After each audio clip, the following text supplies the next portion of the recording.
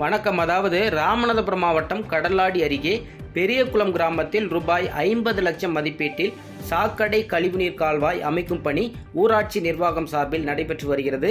இந்த அரசு ஒப்பந்த திட்டப்பணி பயன்பாட்டிற்கு முழுமையாக கிராமத்தில் பயன்பாட்டில் உள்ள தெருவிளக்கு மின் கம்பத்தில் பட்டப்பகலில் வயர் மூலமாக நேரடியாக கொக்கியை இழுத்து ஒப்பந்த திட்டப்பணிக்கு பயன்படுத்தி மின் திருட்டில் ஈடுபட்டு ஒப்பந்த பணிகள் நடைபெற்று வரும் காட்சியை வீடியோவாக பதிவு செய்து சமூக வலைதளங்களில் வீடியோ காட்சி தற்போது வைரலாகி வருகிறது.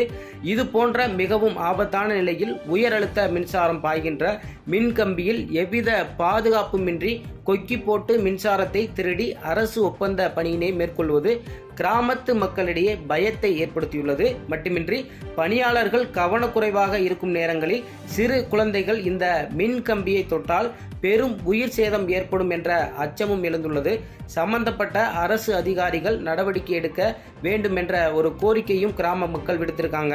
பாதகம் செய்பவரை கண்டால் நாம் பயங்கொள்ளலாகாது பாப்பா, மோதி மிதித்து விடு பாப்பா, அவர் முகத்தில் உமிழ்ந்து விடு பாப்பா.